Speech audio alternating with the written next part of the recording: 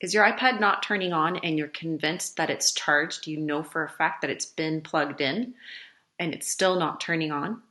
Try this. Hold on to the home button and the power button that is on top.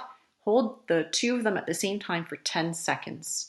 Once you've done that, you should see the Apple symbol appear and your iPad will turn on. So why is this happening? Because your iPad automatically updated itself and turned itself off. So hopefully that is a quick solution to a problem that you may be having.